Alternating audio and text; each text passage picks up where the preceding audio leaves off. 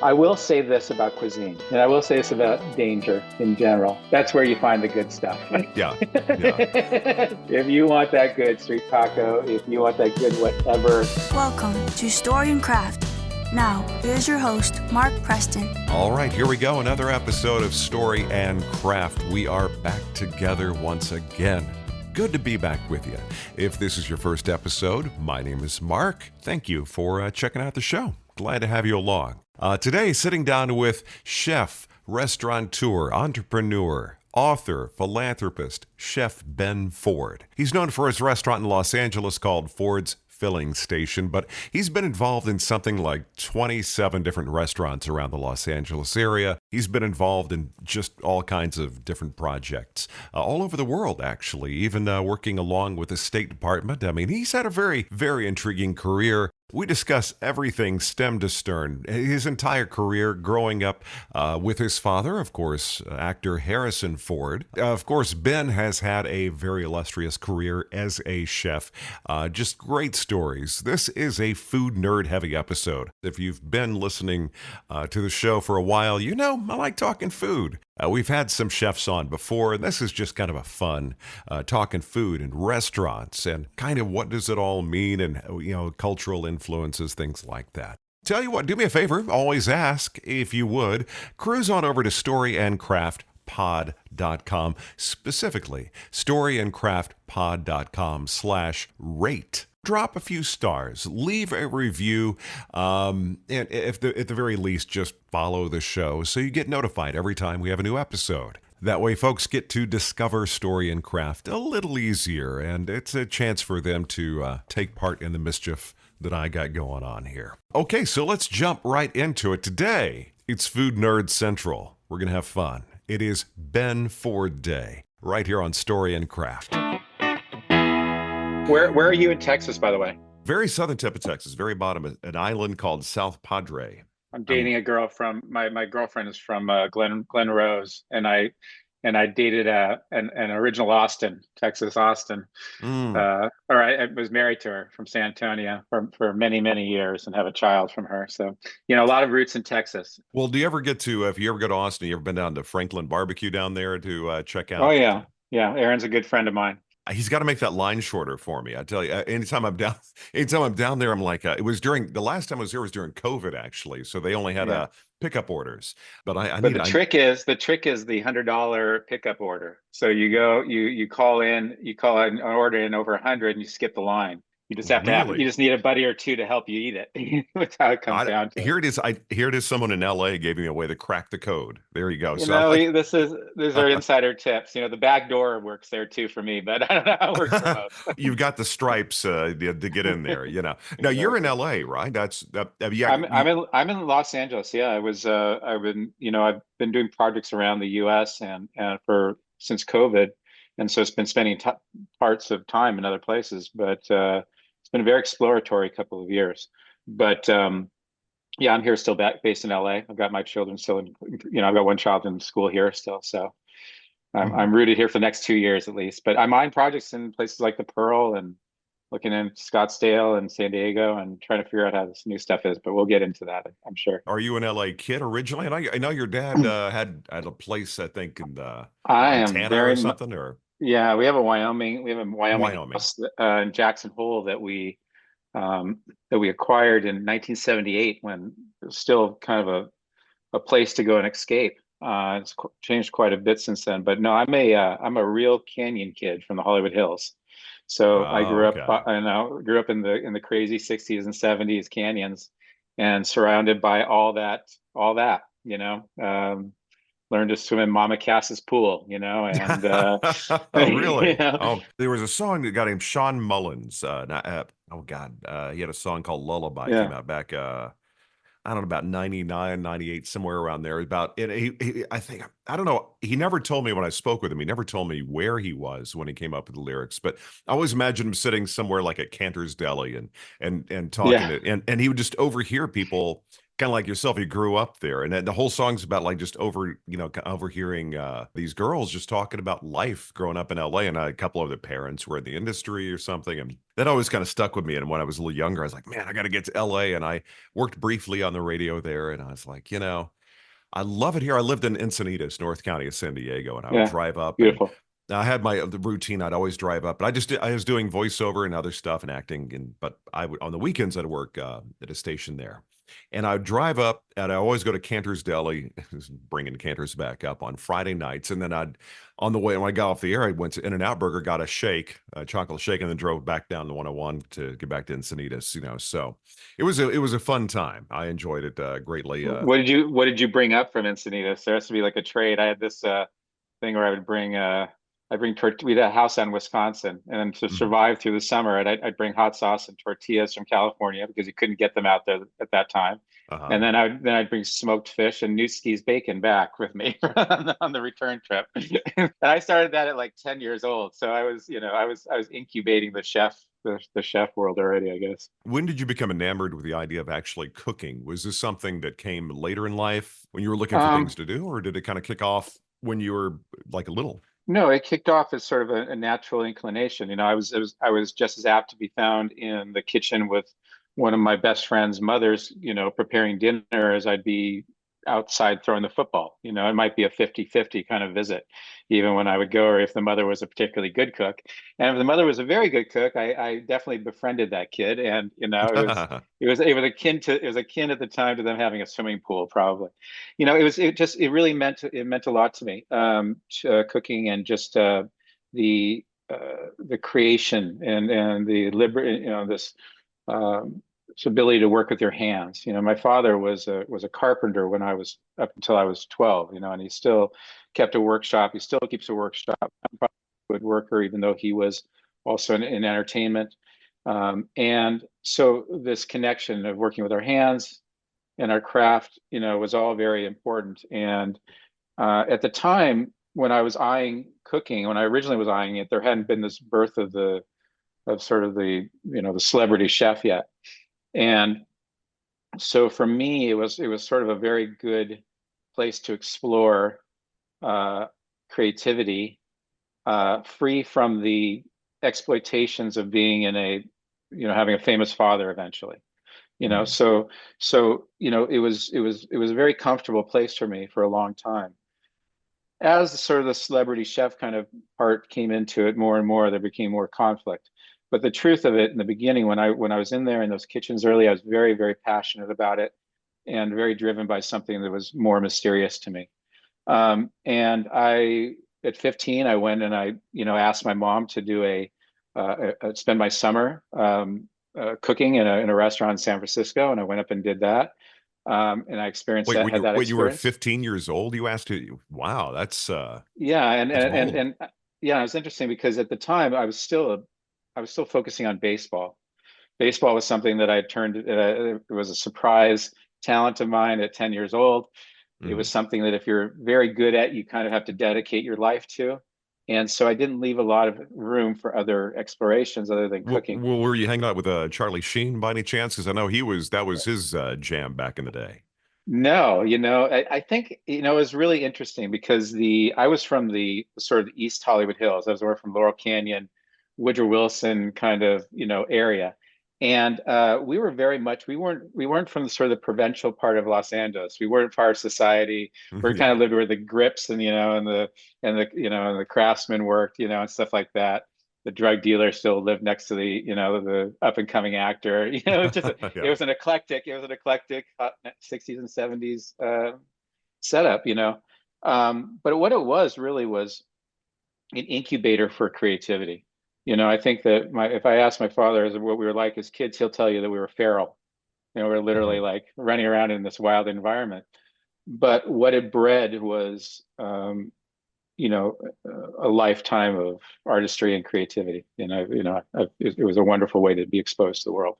Well, how many siblings well, at that time, were you an only kid or did you have siblings? Well, I had siblings. Until three, I was living in bliss. Mhm. Yeah. And then, they decided to have another one. I have a little brother named Willard, who's a full brother of mine, who's a wonderful companion and and partner in life. I couldn't imagine having life without him, without having a real brother. I also have a half brother and half sister from my dad's second marriage, who are wonderful kids and quite a bit younger, but wonderful. And I have a third brother from my dad's third marriage, Liam, who's just learning about life. And, he's the same Yeah. age as my older son, so it's interesting I've to got watch the him grow. same I've got the same thing. I was an only kid up to the time I was 29, I think. My oldest daughter is like within months of technically her aunt, so it's kind of an Right, interesting right. paradigm. And then, Yeah. because of after my father passed after COVID, and then because of ancestry.com, I discovered I had another sister. So it's like, hey, it's like next thing you know, I'm just like, hey, I'm no longer an only kid. It only took Yeah. nearly 50 years to discover this, but it's cool. But no, so was there any inclination or encouragement or anything for you to look at either on or off camera anything in the entertainment industry when you were a kid, or was your dad kind of like kind of follow your own path kind of thing? I think there was always a follow your own path kind of thing, and part of it also was part of the timing of my dad's career when I was becoming of age. So he was really Star Wars didn't come out. I was 12 years old, or 10. I Mhm. was 11, 12 years old when it was starting to come out. Raiders was a whole nother sort of level of fame, but my life really changed when Star Wars came out.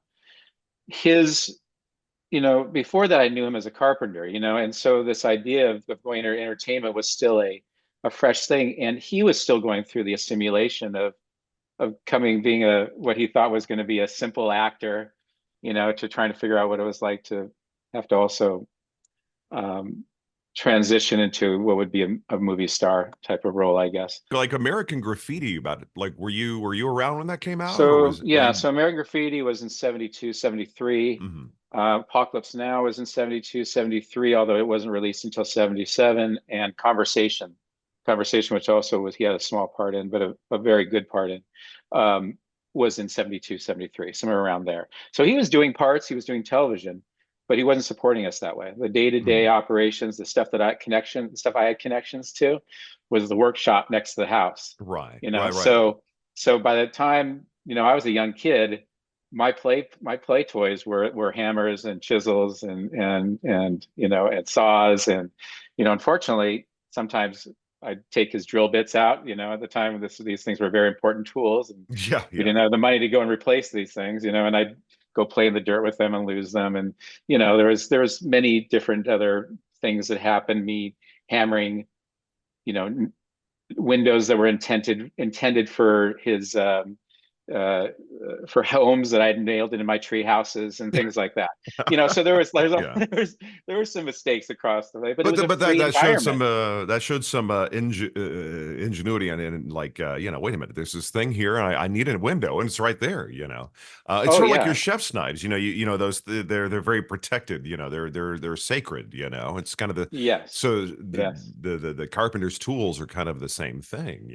So Yes, and uh, I was a tinker as a young kid. I was the one who was taking apart the phones and the cameras and trying to put them back together, and Oh, you did and that all that stuff. also. Oh God, I Oh yeah. thought I took I was intimately acquainted with the Briggs and Stratton engine. Like I would like my father would be off at work. I literally took apart the lawnmower and put it back together again, and like he mowed the yard later. I had no clue. I think there were still a few screws left over that didn't quite go back, but I was like, yeah, I was the same you way. I know was like, how does this whole thing work? but Uh, what that instills in you, is it gives you the ability, and you become fearless, and how that translated into my creativity later, into my craft, um, is fairly evident. I became a person who really focused on um, creativity, true creativity, not and creating, not emulating, was a big slogan of mine for a long time. And one of the reasons you see me sort of, my restaurants, I turn them out about sort of, there's a little bit of rhythm to it, but there's some time in between them usually, because there's a lot of thought that goes into producing them, because there's a lot of original thought. And right now, I'm actually in a period of time where I'm transitioning into what my next restaurant will be, and it's been a very sort of creative time for me. And I have to do a lot of things during these times to transition. And I'm sorry, I'm getting a little esoteric here, but I really enjoy these times of in between the restaurants.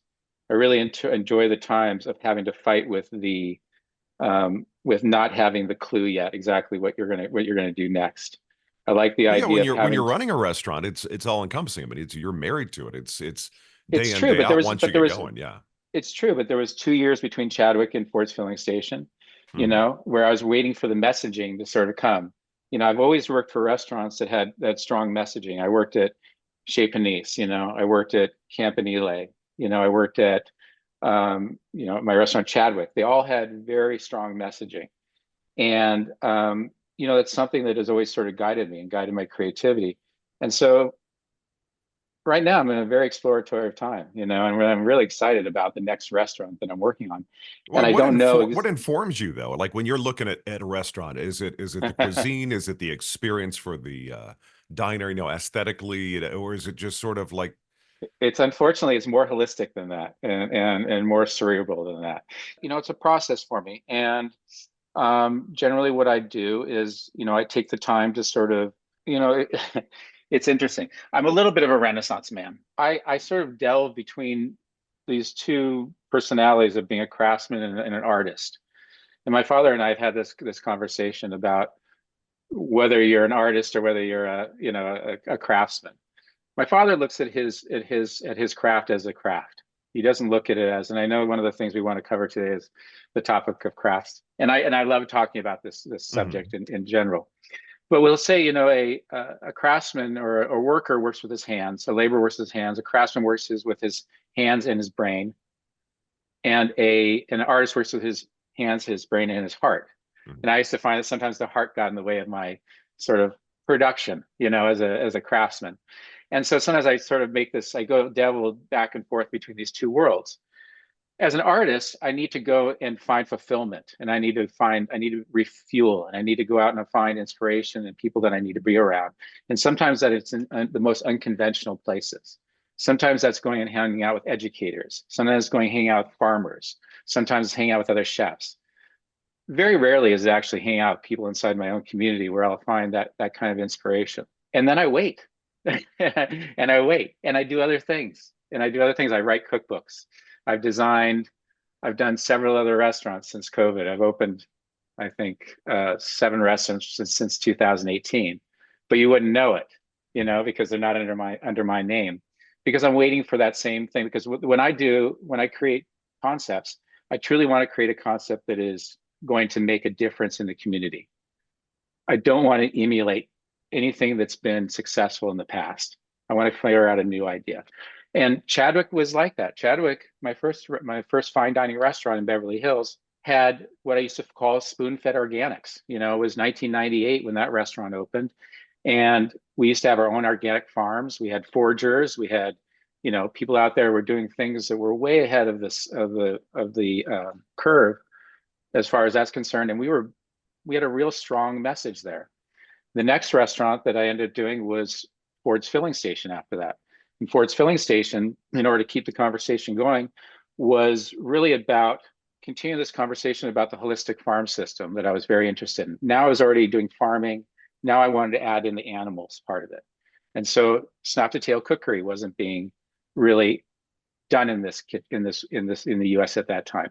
This is about Well, I got a 2000. question. Why do you think that is? Because to me, that seems sort of elemental. That seems to be kind of where everything came from originally. We kind of It got away was, from but I that. mean, Yeah. I think that I think as humans, we have to guard our laziness, at sometimes, Okay. and we have to find the craft in certain things, and we learn our lessons, in certain things, how important these connections are.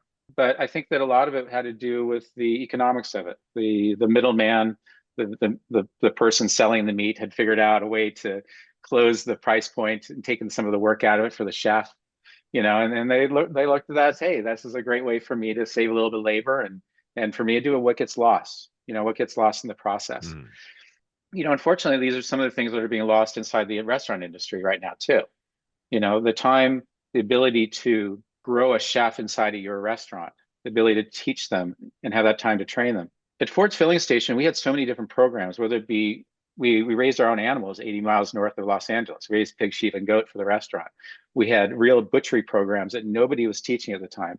We had all these charcuterie programs, meat curings and all this stuff. The learning curve to work and become a chef under me was about 3.5 years, to do that. Nowadays in restaurants, it's plug and play.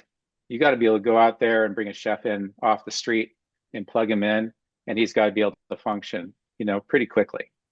It Why, doesn't why leave do you a think that the farm system, like baseball farm system, like 1A, 2A, yeah. why is that not as prevalent as it once was? Where you kind of like, I think of like Anthony Bourdain. His story just always intrigued me. Kind of, you're just cutting your teeth doing this, that, and you're just kind of climbing the ranks. Yeah. Do you see that's not really a thing as much as it used to be? You got to kind of come in already knowing your stuff. Is that kind of the I deal? think there's a lot of reasons for it. I think one is that a lot of the knowledge is learned off of the internet. In the beginning, when you wanted to learn something, there was this wonderful process. You had to go and eat in the restaurant, and then you had to become inquisitive about this chef, and you decided whether you wanted to work with this guy or not, or whether he would even accept you into his kitchen. And there was a whole sort of process to it. And the chef was obligated in some ways to teach you, and it was your obligation as you kind of came up in order to sort of bring some young creativity in the kitchen, and then this was sort of the exchange between the chef and the cook as they grew inside of the system. There's none of that anymore. The kids are learning, don't have to go and eat in 8 different restaurants in New York City in order to get one great little morsel that they can take home Well, and use you in their talked own. about the art though, and it's almost Yeah. begs the question of where do they get turned on by food? I don't know. And I think the problem is that none of the work is being done back here anymore. And I'm pointing to the back of my middle of my head where the thinking goes on, because it's when everything is done, learned on a screen, or if it's learned, even with connection, it's a different kind of learning, and it's a different kind of process.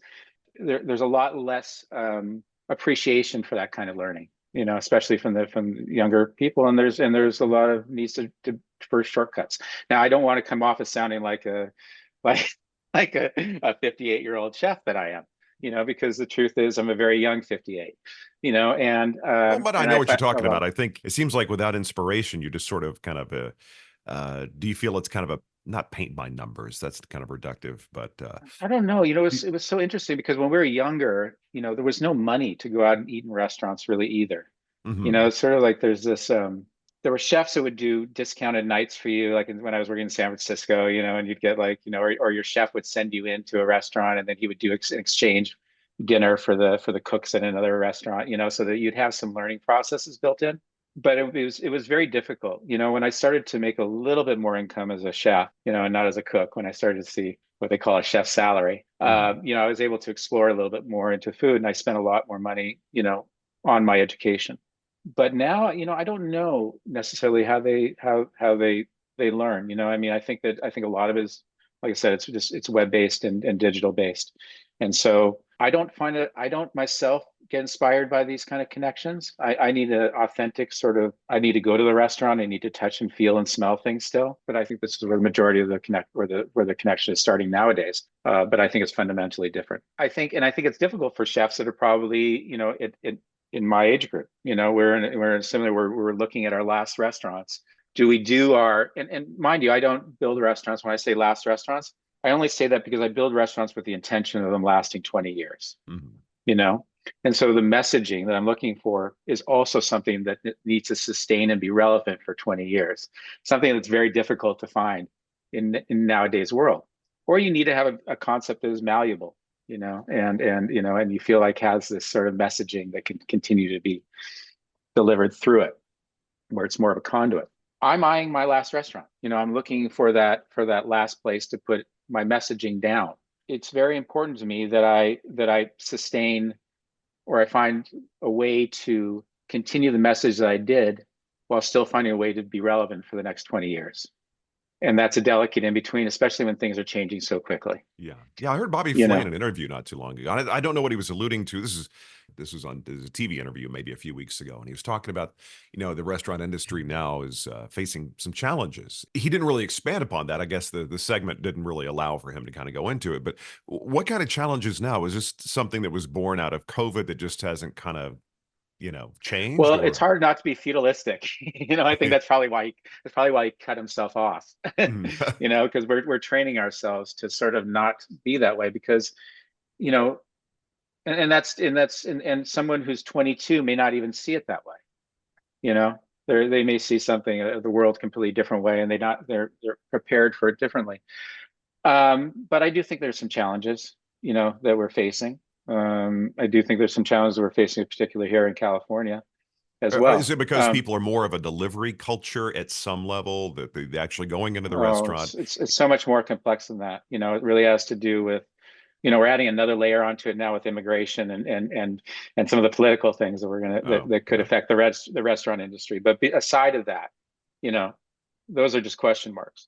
The stuff that's really there already is that the equation has just become more difficult than ever to realize. And some of us that went into restaurants for a variety of reasons are not able to fully realize the reasons why we went in there in the first place. you know, when I started my restaurants, Chadwick, the first one, we had yoga classes on Sundays for the servers. Really? There was a lot of, I always wanted to turn restaurants into something else. I always wanted to Mhm. turn them into community-based centers. I wanted to always make them bigger than the four walls they were part of. And I've had a lot of success in doing that. I forgot the original question. I'm sorry. I was getting off topic. I'm notorious for going all over the place. It was So a good no, thought. It was a good thought. I mean, I was on to something really special there. no, we're talking like, as far as the inspiration and the people you're bringing in, it's I'm starting to sound like a guy in his 50s also. No, but it's like the idea of 10,000 hours, the investment, it seems to be less and less of that. In other words, there's all kinds of shortcuts and Well, being there's no buy-in. There's no buy-in, and I think part of it was, the buy-in or drinking the Kool-Aid or wherever you're going to, wherever chef you're going to learn from, is a part of that process. I don't know how to cure it. What I do is I interview differently than I used to. How I pick the individuals that I'll work with is a different process, and it's changed a lot in the last 5 years. And more so, it's part of because I know more of what I want, even this far into my career. There's still change going on, but also it's about how to find the diamonds in the rough, sort of within this Mhm. thing, because I still believe in training people. I still believe, there's still chefs that will complain about they don't have a staff. It's hard to find good workers. You don't have to find, yes, you have to find good workers. You have to find people that are passionate and care about what they're doing every day and pay attention. You have to find people that are serious about life, you know. But other than that, it's like train them. Take the time to train them, And in fact, that's a far better way to go about, building a staff and building a, Mhm. a, a career, So Well, that I've seems to always be I've like always done that. there's a guy in Dallas who his name's Taichi Sakurai. He had a sushi restaurant down in Greenville. If you ever been to Dallas, down in Greenville Avenue, it's kind of a near SMU. It's Yes, yeah. that's usually people try some things out. They're a little bit, different. But he would start a place. He'd have his number two. Eventually, he'd sell his restaurant to his number two, and I think he's done that like two or three times. And it's like what a cool kind of a way to kind of leave. I don't want to say be highfalutin, but say legacy.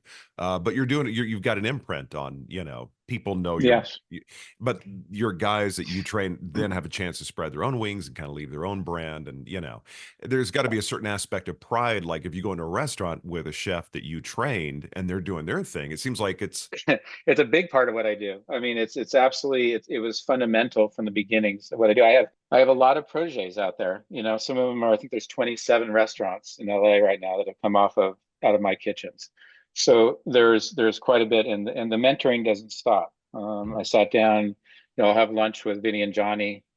They're two of my cooks, very successful chefs now here in Oh, Los are they the Angeles. ones that have that Italian place across from Yeah, Cantor's?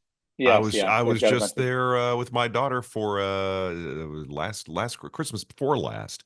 I was there with an actor friend, and All I remember is they gave us a big bag of cookies at the end. That Yeah, was to like my go at daughter the was end. all Yeah, yeah. yeah. It was very good. I mean, it was wine, pizza. It was like the three of us, but it was an obscene amount of food. But yeah, been there, enjoyed it. So that process never ends. I mean, you sit down with people, you talk about what they're going through, what challenges they're going through, and you break bread every once in a while. And that's how I continue to work with the chefs that I've had that have grown beyond my walls. I always did want to do that. One of the problems, and it's an interesting problem because it's not a problem. These are good people. These are good problems. But Ford's filling station, its success was actually a inhibitor in some ways to my creativity. Not the fact that it's been a restaurant that's been around for over 20 years now and has continued to be successful kind of kept me from doing that next thing sometimes, or doing that next thing, or doing that next thing. And it's because it was the work that was going on inside those four walls was important at the time, and it was Mhm. and there was a lot still going on, and it did have that ability to sort of reload on messaging and stuff like that. Still at the same time, I didn't have the restaurants to turn over to the other guys, and like I talked about the learning curve of how long I've learned to for someone to come in and learn underneath me because of all the programs that we did inside the restaurant. It became something that was more difficult to do inside my four walls, but it's definitely something I believe in. And, I used to really work hard at not only finding people that I could train from the beginning, but I also use it as talking about making restaurants bigger than they are. I also used it as a way of assimilating um, people that were new in this country and into a profession. So Yeah, but uh, also they're part of it. giving you something that they're bringing you nuggets of something you wouldn't have otherwise. Be it, There's that part of that too. I remember, I had a lot of Latino cooks, and I have one of the best huevos rancheros still to this day on the menu. And that was a literally across the board, like, Jose, what do you got? Kind of refried beans you got? Well, you do. What do you got? What do you got? What do you got? We turned this thing into sort of a collaboration. like an El El Bui. bulli, el bulli. I talk for a living. It's shocking, I know. It's all But yeah, right. but I the thing was, I had heard, or I'd seen, I think it was Anthony Bourdain had an episode, he was there. And the idea that there was a day of the week that you would have members of staff kind of create something, or the Hmm. chefs, and then everybody try it out. It wasn't necessarily something to put on the menu, but sometimes it did. But that's kind of, cool. You get, it's like you get, like you said, the buy-in, somebody's Yeah. participating in what's going on. And But the ability to do these kind of things inside the restaurant, these are things that you have to make the decision to do. They cost dollars. They take away from the bottom line, in a lot of Mhm. ways. And when you're dealing with a profit margin in a lot of restaurants, it's 4 to 8%, or even lower. That's it. That's it. Really? It is. You have to, the question of whether the integrity question comes in, a lot of times, and I'm always interested in people to do the right thing at the hardest times, and these guys that are running their restaurants right now and still running their programs and have the high integrity and are putting all that work and hands into the food right now. I have the utmost respect for those guys because I know the effort and the work that they're putting in to sustain those programs. It's something that is being washed out of the culture of the restaurants.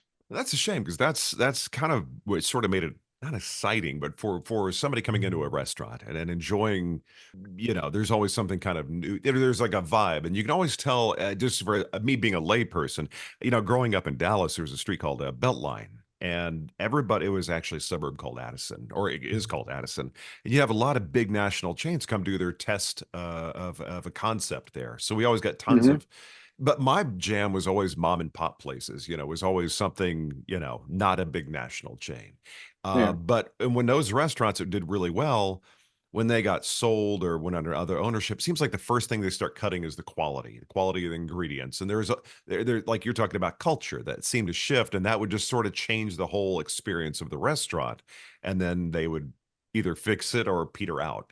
So It's very it's, difficult for a mom and pop to get above their restaurants and see what's going on inside them. mm, They're reacting to the day-to-day reactions of the restaurant and what's pulling at them in that particular moment. And for them to get vision on top of it, for them to truly change and put everything against the blackboard again, and truly analyze it is very difficult for them to do. Not a lot of people know this, but in France, the mom and pop restaurants are subsidized by the government. I did not know that. They look at them as a cultural necessity, as far as the community is concerned, and they subsidize them. And maybe we need something like that in this country, or at least in certain areas, especially if they're tourist oriented. I just think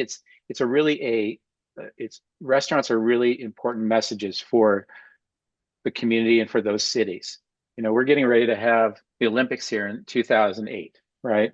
It's very interesting to watch us try to shift into what LA is going to say as a community to the world, when it comes to our Olympics, and LA still has a lot of identity to its cuisine. We still have a lot of this sort of street food that ends up in our big boy restaurants, eventually. Right. We still have these influences that happen there.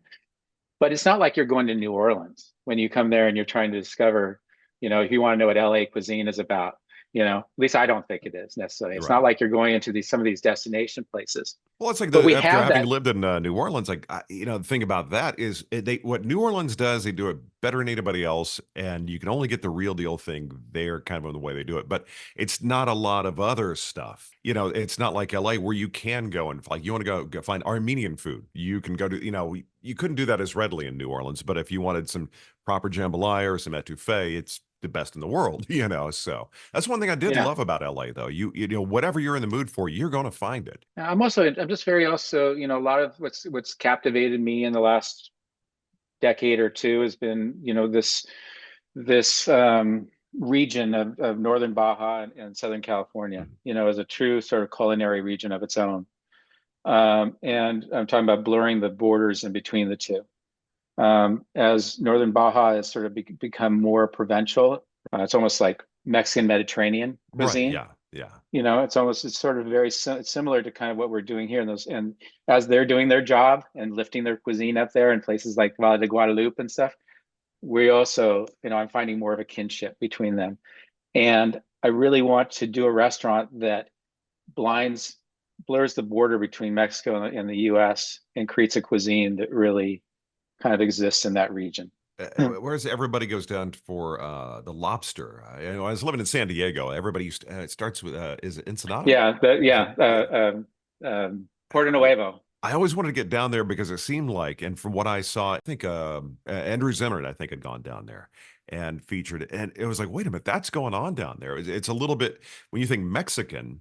Me being a Texan, it's always that Tex-Mex, but there's a whole different vibe going on there. It is that Mediterranean kind of thing. And that was like, okay, that's just south of here. I get to go experience that. That would be pretty exciting. Yeah. And I've always been intrigued by the bravery, by the brave. When I was first learning to cook up in San Francisco, I befriended Julian Serrano, and I spent a little time around him in his kitchen.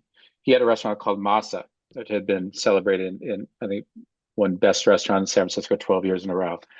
Really? And it was very celebrated. He was sort of a bit of a Spanish icon here in the United States. He'd been the Spanish chef that came here and been the first to be successful. He was actually the one that Steve Wynn actually first brought to Vegas in order to attract the rest of the chefs there. But what he did for me is he set me up with chefs in Spain. And I used to work the Bay of Biscay. I'd worked from Biarritz down to Lisbon along that coastline and spent a lot of time in San Sebastian, where in the late 90s or mid 90s, I found that to be where the bravest chefs were. Mm-hmm. They were doing things that were unbridled.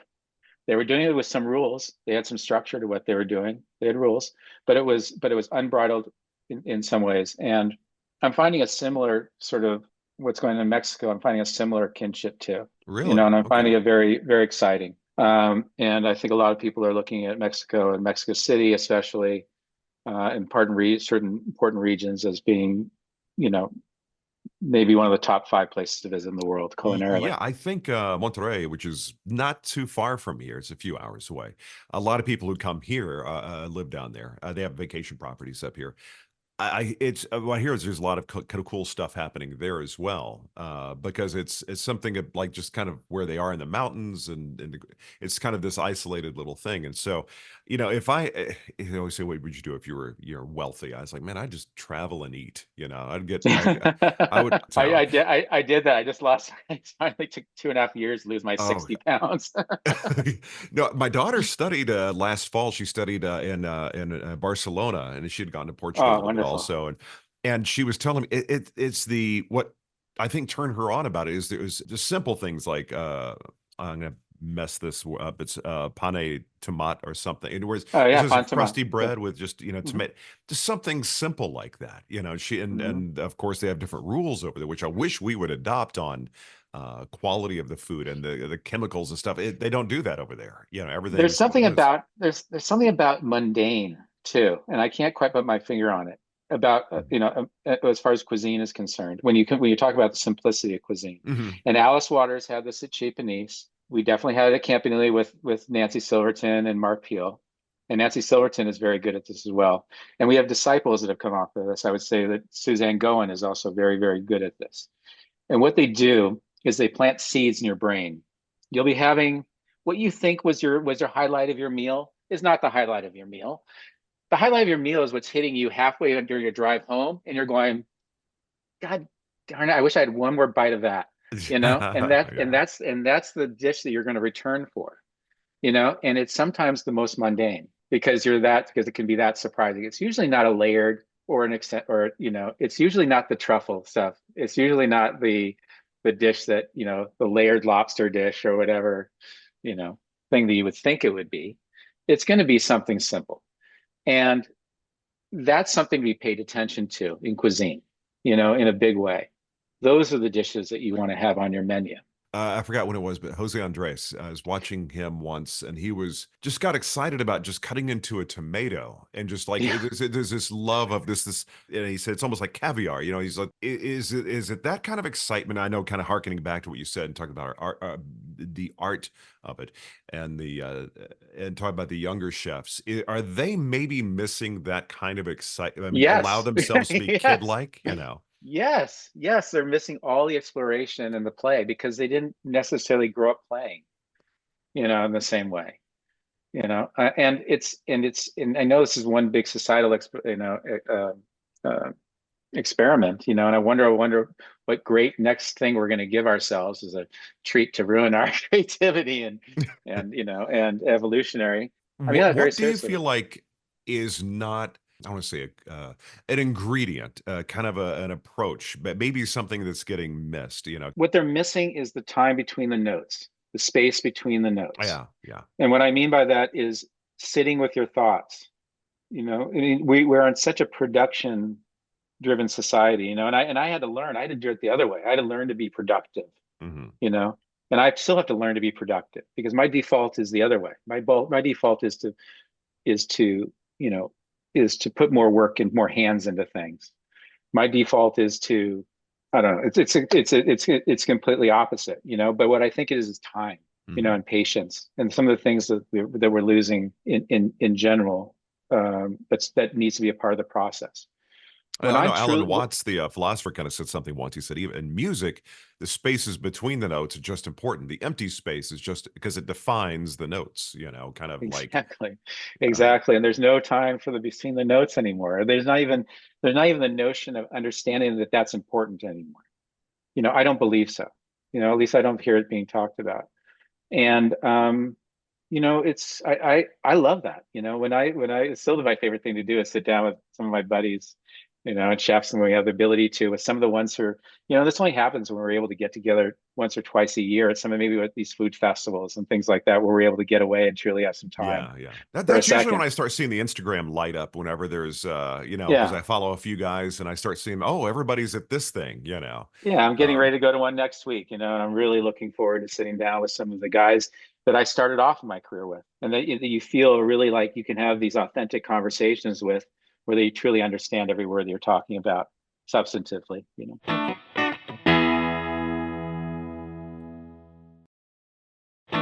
Hey, it's Mark Preston, and I would like to tell you a little bit about one of our sponsors, X-Chair. Whether you're working from home or in the office, if you have a job or a task that has you sitting for a long period of time, this is the chair for you. Very comfortable, very customizable. They'll make it pretty much any way you want it. The look, the feel, the fabrics, everything. Plus, this is the kind of chair you can adjust to make it fit you just right. No matter your body type, it's spot on. I love my X-Chair. It has the Elemax cooling, heating, and massage technology. It is going to make your lower back feel so very good. Got to throw a little bit of love to X-Chair. It's the chair I'm sitting in every time I talk to a guest. So I've had a lot of time to have my tush in this chair, and the tush, the back, everybody's happy. Just go to storyandcraftpod.com/chair. Once again, X-Chair, check it out, storyandcraftpod.com/chair. Love my X-Chair. Your back will thank you. What do you think about food television? How do you feel that impacted just here domestically, just in the U.S.? Like, what do you? Was it a good thing? Was it a not good thing? Was it just I think that where are we now comparatively? Yeah, I mean, we fall in love with our, when something works, we fall in love with it and we emulate it to death. And that's part of the problem of what I'm talking about. So, when we went from what were kind of traditional dump and stir cooking classes, basically the person's there in front of you, the Martha Stewart, the Dump Jacques and stir. Pepin, I got to remember that. Dump and they stir. call them dump and stir, at the time. And those kind of traditional cooking classes taught you something. Then there became this notion that don't try to teach them something, just brand yourself, just sell yourself while you're up there, and be entertaining, and you see these people go through these recipes now and they're just chopping them up and you can look it up later and you can try to follow up. It's really about entertainment. Yeah. And all that's fine. But I think where we really lost the patience, where we lost the direction was with the competition shows. Where we kind of started making fun of the profession. We started making fun of the concepts a little bit. And mind you, it brought in another a person that was less interested in the older ways, and it brought in more of a demographic that I have less a connection to, and that's fine. I've got to figure out my next 20 years. I don't have to figure out my next 50 years. Does any of it start at home though? Does any of it start in your own kitchen? The kids, they want to eat something. Like how old is your oldest? My kids cook. They cook a lot, and they both know how to cook. And part of that is, I want it's part of its resourcefulness. There's economics involved in it. There's health. Oh yeah. There's a lot of health benefits involved in cooking and knowing how to cook for yourself. And but I trained my sons to be good roommates. My oldest son just moved in with his girlfriend for the first time, and this is a big test to see how good a parent I was. This is a real barometer. But I think a lot of it has to do with that, and I think that there is a lot of fear-based parenting, unfortunately.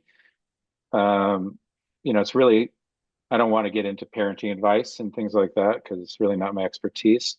We all have to parent on our own way. We get lucky, things happen. I understand that parenting is a crapshoot. But getting your kids interested and you have parents first households and you have kids first households. And mine is somewhat of in between. As a chef, we were probably and as much dedicated as I need to be to the restaurant, we were still very much a kids first household. And so the foundations, how we allowed them to function inside the household, what we allowed them to do, what they were able to do exploratory, was really important. And how we broke down the fears of food.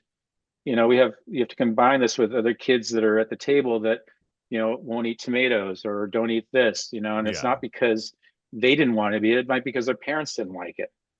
And they heard them say something. Or that maybe that it could be a hyperallergenic situation. It could be all kinds of things. But I've had a lot of skill, because I'll do this sneakily, but I'll do it in a very sneaky way.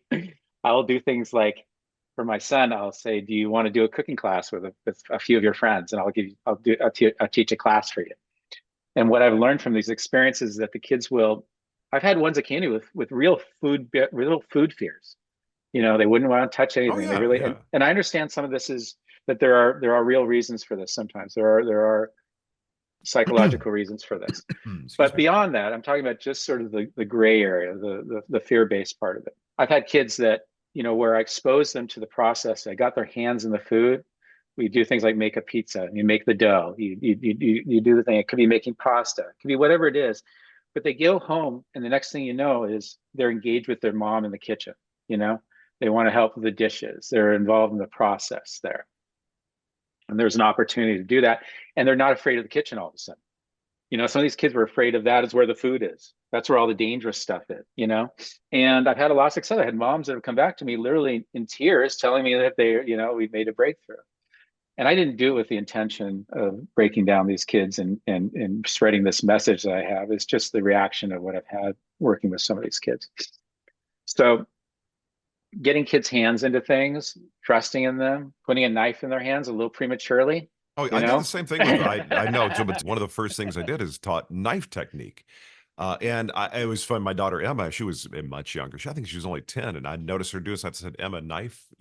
She would just immediately. She was not intimidated at all, and she became my spice blender in the kitchen. I'm like, okay, we need to make something for chicken. So I had all these. That's I'm a great. nerd about spices. So she'd blend it up, and there was nothing intimidating to them at all. They had the things they liked, but what's exciting to me is when they were younger, they didn't really like something. I'm like, listen, if you don't like something, you never have to have it again, but maybe try it later on. As their palates evolve, they get into it. But Mhm. they had a lot of what I call chicken finger kids or chicken nugget kids they went to school with who just, there's no way in the world they'd try some of the stuff that they, Yeah. right. But Which was exciting to my me when she went to Spain. I was living vicariously through her. I was like, tell me what you ate today.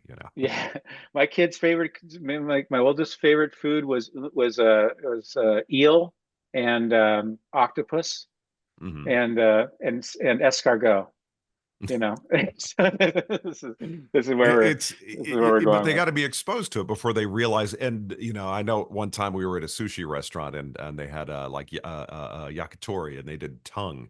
And the joke was my daughter was like 8 and the oldest two. I was like, okay, I think she went to the restroom or something, came back, and I was like, don't tell her this is what's coming. She was eating. Said, this is so good. This is so good. I was like, yeah, it's tongue, and she just spit it out. It's like, why you Yeah, admitted it tasted good? Why? Yeah, it's just the idea of it at 8 years old is a little much yeah, maybe, and but. yeah, there was, I don't know. We worked with that later. I guess it was the secondary work, but it was but primarily, it is about breaking down the inhibitions and not being feared, and also not putting not projecting your own fears onto them, about food, Oh yeah. because a lot of this is in the messaging to the kid, Well, like, when you were growing up though, what was your household like as far as, were your folks cooking, well, for you or well, this is an interesting part because it brings up a whole other uh, part of why I entered into the chef world. Um, and why cooking became a part, but this is more of the survival parts. This is the feral part, is that my mother has MS, and so at um, and my parents separated when I was 10. So when when or 10 or 11, somewhere in there, when my mother was becoming more symptomatic, but MS was in the time in the 80s was very hard to diagnose, Mhm. very hard to diagnose, and it took several years for it to be diagnosed. And what it looked like to me at the time was an invisible deterioration.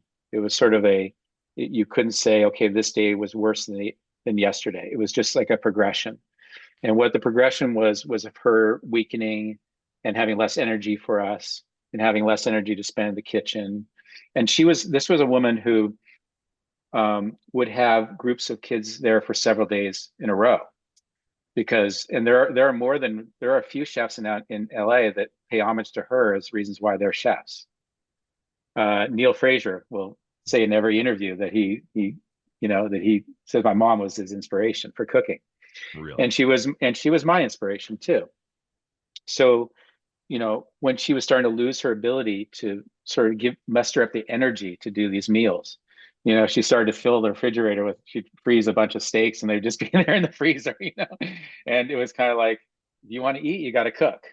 Mhm. And so we started off being creative and things like that. And I wrote my first recipe when I was 5 years old. Really? I'd done some creation, but when I was like, 13 and 14, this is the next level of it. Now your taste buds have changed a little bit. You're into making sandwiches and stuff.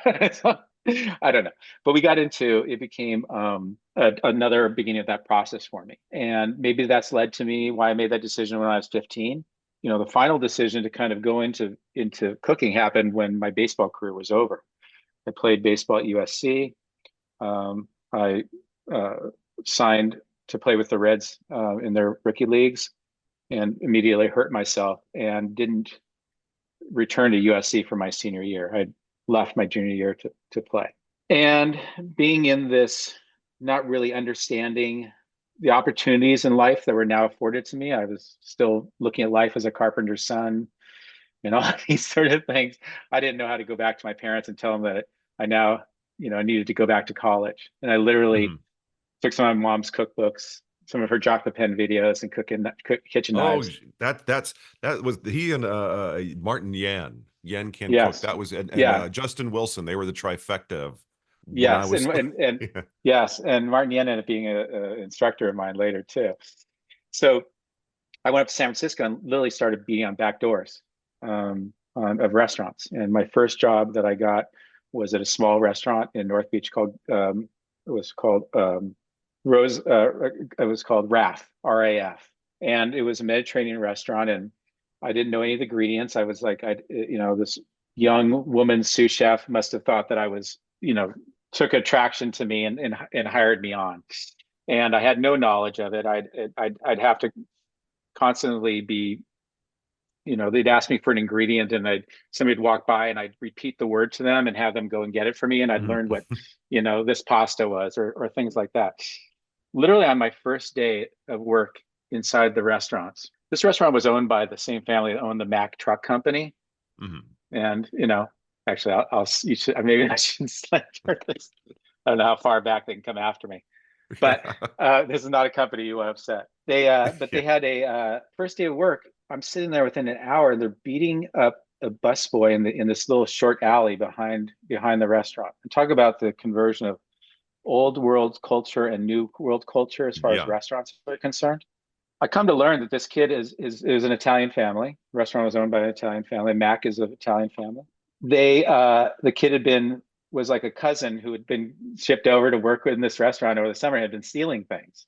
But they couldn't send him back, and they couldn't do anything. All they could do is they could beat him up and put him back to work and hope he changed his place. This is my first day on the job in a restaurant, Mhm. literally. Next thing I know, I got a chef who's walking by with a cup like this full of vodka.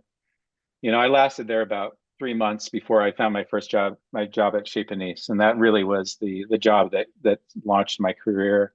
I never wrote a resume after that.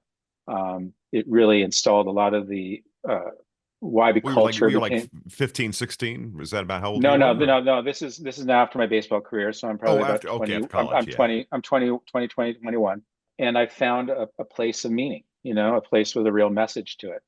And I fell in with a chef named Paul Bertoli, who wrote a book called Cooking by Hand, which really became some of the foundational parts of what I believe, which are the magic that finds its way into food. What makes a leg of, you hang a leg of pork in a certain temperature and it turns into prosciutto. Yeah. How do these things transform with these natural environments? What is nature's input in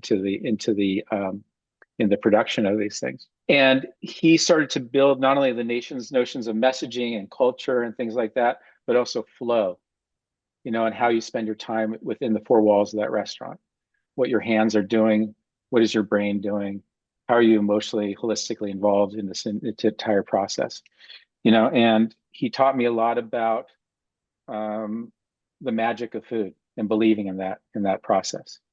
And a lot of his things that he taught me are things that I found myself teaching to others, as far as my main messaging. And it was something that set the foundation for the rest of my career. I didn't find that sort of thing again until I worked at Campanile, and that was another sort of wonderful 3 years that I spent there.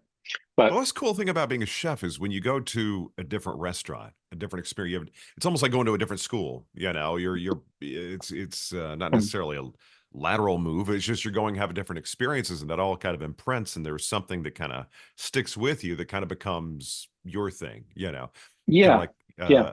as far as like when you found that you had objectively found success, was that at all intimidating to you? Because I mean, it's a very competitive industry, and yet people who skyrocket, then you don't hear from them again. Was there any kind of, was it intimidating to become successful and end up on the radar of people and the food critics and whatever in LA?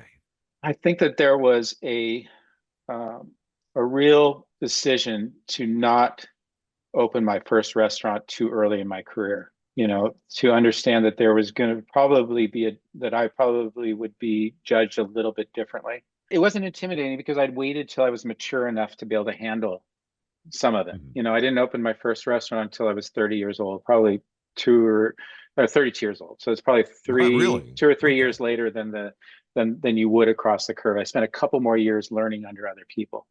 I wanted it to be I wanted people to really understand that I had not taken shortcuts in my career, that this was not a nepotism situation, that Right. this was not a daddy's bought a restaurant situation. As a man who spent his career seriously trying to build his craft. And so I spent extra years doing that. And when the acknowledgments start to come, you have to understand that I'm always going to be a little bit trepidatious about why the acknowledgement is coming. And so I was born into, I mean, I wasn't born into it, but I had to learn, how to um, decipher between what is my dad's fame and what's my fame, you Right. know? And it became very, very important for me in the beginning to understand and I put the effort into it because I really wanted to understand at the end when I talk at the end, I'm saying at the end of my life, when I'm sitting on my deathbed, I want to know what I earned in my lifetime. I want to know what's mine. I don't want to know what was given to me, and I don't care about that. To me, that's dangerous material, that's dangerous territory to get into. So for me, taking the time to build my craft, really know what I'm doing before I put myself out there was really important. And then also looking at the fame and how it was coming and deciphering it, whether it was coming from an authentic place or not, became very important to the process as well. So you didn't see me going into television like a lot of the other chefs that were from my generation were doing. And you don't see me in television a lot now. And there's big reasons for it. Some of those lines are difficult for me. Right. So I love restaurants. I've thought that and I feel like they're a safe haven for creativity, place where I can really sort of garner what my own achievements are. And, that's been a really important part of it. Yeah, delineating between what is yours and what you've created is kind of the one of the essence to me. It's kind of the essence of life. Like you said, you weren't trying to emulate anything that had come before. You were maybe you can be inspired, but I think that, like you said, having the the attention of people based upon a last name, that would be in my mind also. Why am I getting this attention? And it's got to be really rewarding when somebody sits down and you've prepared something for them and they light up, and because It's you can't. rewarding.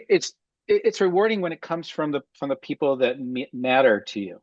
Yeah, yeah. It's rewarding when, you get invited to do a dinner at the James Beard House, or it's coming from your peers, or, somebody you really have looked up to says something to you, On that note, one of the things I discovered a few years ago, I enjoy cooking. It's a jam for me. To me, it's cathartic. It's relaxing. Hear somebody, oh, I can't cook. It stresses me out. For me, it's the total opposite. I found that that's a personal, it's kind of an intimate thing to, the people that matter, like you said, This the is ones. this is interesting because people come out because I obviously have conversations with people all the time that want to turn a hobby into a profession, Mhm. or a young kid that has a passion for cooking, that might want to become a chef, and that becomes it's a very interesting conversation because it's a very difficult life, and you're dedicating yourself to something from a very young age sometimes, Mhm.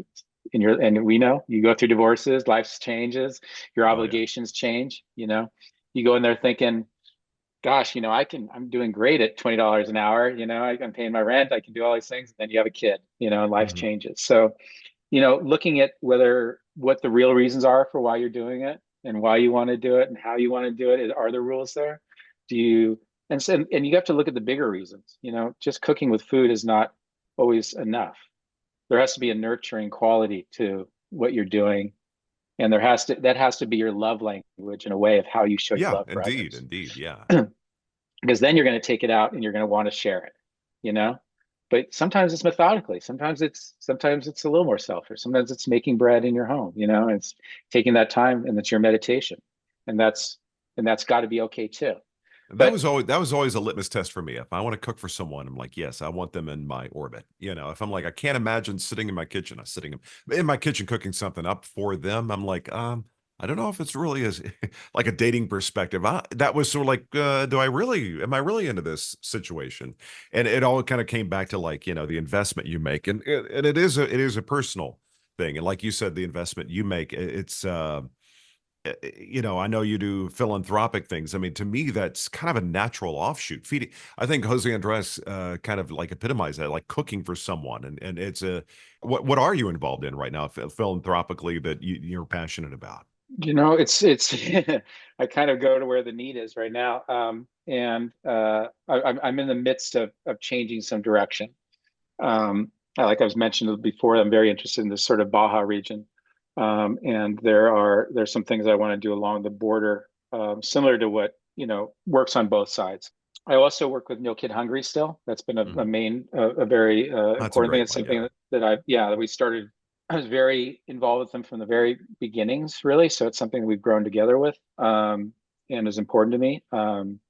Conservation is still very important to me, and the messaging between which is less of an organizational thing, but this support of the small farmer and the holistic farm system is still something that I'm always trying to bring messaging to and be a part of. Because to me, it's elemental. It's Yeah, really where, yeah. But right now, I've been kind of like I went into something for LA Food Bank, a couple of weeks ago, and I'm always looking for something charitable to do, because it is a big reason for why I became a chef as well. as far as your dad go, you mentioned you were 12 when Star Wars came out. Of course, that's that phase of your life. That's a big transition point, puberty and all that. It's just you're becoming your own dude at that age. And here's your dad now, no longer doing the carpentry thing as a primary revenue source. How did you navigate that as all your friends and contemporaries kind of like it's dad to you, but dad's taken off and kind of becoming owned by the culture a little bit? I don't think I handled it very well. The maybe part of the age, part of also you go from having a father who you can see what he's doing every day, and there's a Mhm. connection to it. There's a connection to his craft. I was interested in what he was doing every day. We were connected in some way, to going off and doing really what was an invisible profession, Mhm. and sort of leaving, you know. So there was that part of it. I think it was something that I didn't figure out until probably in my 40s, to Really, tell you really. to tell you the Isn't truth. that funny how that works? Like you're an adult. Like sometimes it's the perspective when you're a father now. You kind of look and go, some pieces go together a little bit, but it's weird the discovery we go through, even though we're 40s, 50s. Yeah, I mean, I think I went through some phases, that I'm proud of, some phases I'm less proud of, and that's just life. But and it's under and it's unique situation to have to navigate, and I made it all that more unique by going the profession that I did. But I wouldn't trade it, wouldn't trade anything ever. Well, on the artisan note and on the craft note, and of course your father doing the carpentry, I'm sure he saw parallels between that and what you're doing and had it and monetize making it a career. Did he drop any bits of advice to you as far as how to navigate business wise, or or nuggets you took and they really made a difference to you? God, there's one story I can't tell you, but he used to, one day I'm going to write a book about it's not going to be a tell-all book. It's going to be like advice my father told me, and it'll be like the cliche that he offered me, and then how I did everything against it. Yeah. But he gave me carpenter ones, like, measure twice and cut once, Yeah. kind of stuff. And how did that parlay into things? Um, I think because the way he's attached also took carpentry into his craft as well. There's always been this sort of connection. Even if you watch his handwork as an actor, you just turn the sound off and you watch his hands. Hmm. It's actually kind of remarkable because these are very important acting parts. Oh yeah. It's also your connection to your craft, and getting your hands into it. His hands in the wood, my hands in the food, my hands in the wood. I did this. I don't know if you know, but I did a whole cookbook called Taming the Feast, which was my Ben Ford's adventurous. What was it? Ben Ford's adventurous cuisine or something like that. And basically, what it did was it combined my two loves of carpentry and trade, really just knowing all the trades, and Hmm. a cookbook. So um, it's got it came out of two different things. I used to do these art weekends, which I talked about working with other artists and being in getting filled up emotionally, spiritually, creatively by other artists, by other people, that aren't necessarily in my profession. So I would go up and I'd spend these weekends with other artists in this wonderful house that had a potter's room and a painting room and a woodworking room, and I would cook, and then we would do art all weekend. Wow. Okay. They ended up being the same group of people that ended up producing my cookbook with me. And they are way beyond the people that would normally do cookbooks. So my photographer is a guy named Frank Olkenfels, who was an Andy Leibovitz protege. The whole thing is just like above and beyond. It's a wonderful Well, but cookbook. isn't that kind of cool the way we pull? And I think restaurants are the same way that you kind of find your tribe, you know? Yeah, And, yeah, it is. And then I was able to marry this love of building things with the food inside the cookbook. So we took this. Remember, at the time I was raising all these large animals, 80 miles north of LA. I was learning I was getting more interested in rural type cooking, cooking in the ground, spits and things like that. But you can't build big wood fires inside an urban area. So I started building contraptions, and I built contraptions like a three-sided rotisserie, like it's like 8 foot high yeah. with a just so you can do a whole hog in. And I was inspired from it from driving through some of the neighborhoods or not even neighborhoods, driving out in some of the rural areas of North Carolina and Yeah. seeing some pigs being roasted on like old kids swing sets, that they had re-rigged it with galvanized steel around it. So I built one that actually comes apart, and it was very architectural, and I built plans for it, and it's inside the cookbook, and you can build those. I built cajachinas. I built, wine barrels that you can do any sort of cooking in underneath the ground, and so I did all this transportable wood fire cooking. And I brought all that into it, and it became sort of installation art almost, kind of like cooking demonstrations, but a lot of fun. So that was me sort of really taking my carpentry background or my dad and finding a way to sort of celebrate it, within my cooking life. And it was a really fun cookbook to do.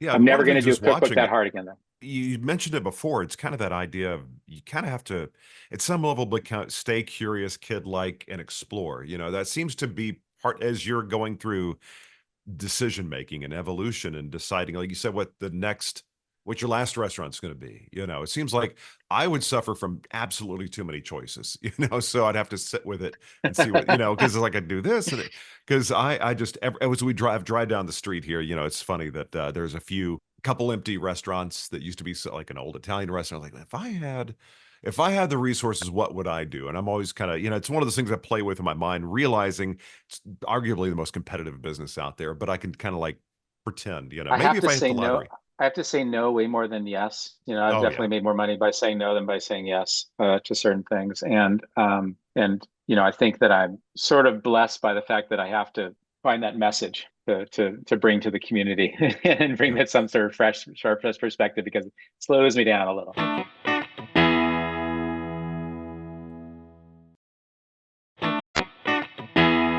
my 7 questions always kind of wrap up with. And the first one, Sure. custom tailored for you. And I always put that first because I always end up talking food on my show at some point. But what is your go-to favorite comfort food? Well, I'll give you, my favorite, I love soups. My parents Hmm. are Midwesterners, so, Hmm. I'll constantly I'm still a soup person. I feel like a displaced soup person, by the way, here in Southern California, Yeah. but I love making those things. But, um, there are there are a couple of more intensive things that I like to do, as well. I love making wood-fired paellas. I love the process Oh, of doing paellas. that's one thing I've never had. I've always wanted to have. I told my daughter, I got to live vicariously through. You got to go in Spain and go have one. She never did. I was like, that to me is like, I love watching them get prepared. It's just that's kind of a turn on also to watch a paella come together, you know.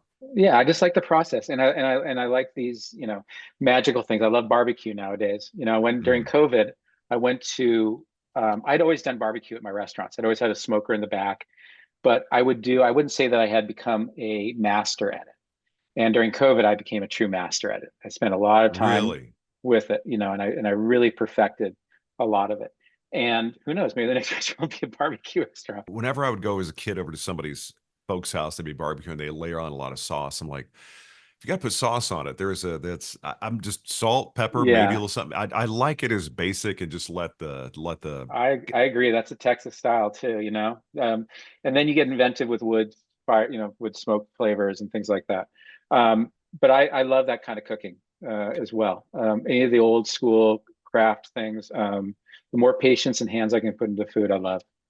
Yeah, hey, as a Jewish kid, I got to ask this. Now, doesn't your dad have some Jewish lineage that one of your Yeah, grandparents? well, my grandmother is Jewish, so he's technically Jewish. Did any of the recipes come through? Because I got to ask if, like you mentioned, so matzo ball soup comes to mind. Not from that side of the family. Oh, okay, yeah, because I didn't know if The any other of side, those kind of Eastern European no, things that kind of trickle through, and no, I, no. She was a my grandmother was, a product of her era, a petite woman, who mhm. liked her figure and probably, ate like a bird.